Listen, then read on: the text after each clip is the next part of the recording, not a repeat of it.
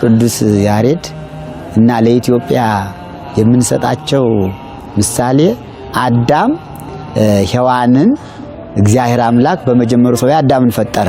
በሁለተኛው ሱባዔ ሔዋንን ፈጥሮ ጎኑ ሀብቱ ላይ ሲያስቀምጥለት አያትና ምን አለ? ዛቲ ስጋ እምስጋዬ ወዛቲ አጽም ማጽምዬ ለትኩነኒ ብሲትዬ። እቺ አጥንቴ ናት፣ እቺ ስጋም ስጋዬ ናት፣ ሚስቱ ነኝ እንዳለው ቅዱስ ማን ነው አዳም ሔዋን እንዳንዳላት ቅዱስ ያሬድ ለኢትዮጵያ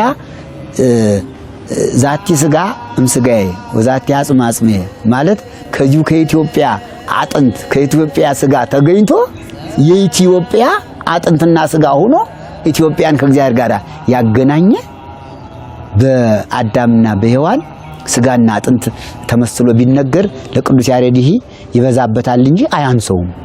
እና ዛቲ ስጋ ቅዱስ ያሬድ ስጋነ ዛቲ አጽመ ቅዱስ ያሬድ አጽምነ ብለንኛም ዛሬ ቤተክርስቲያን ቅዱስ ያሬድ አጽምየ ቅዱስ ያሬድ ስጋየ ይኩነኒ አይንየ ይኩነኒ እዝንየ ይኩነኒ አፉየ ይኩነኒ እድየ ይኩነኒ እግርየ ብላ በቅዱስ ያሬድ ሕዋሳት በቅዱስ ያሬድ አካላት የመጣላትን ሀብተ ዝማሬ ጣዕመ ዝማሬ ቅዳሴ መላእክት የምታመሰግንበት ስለሆነ ቅዱስ ያሬድ ለኢትዮጵያ በሙሉ ለቤተክርስቲያን ብቻ አይደለም ለኢትዮጵያ በሙሉ ሙሉ አካሏ ነው።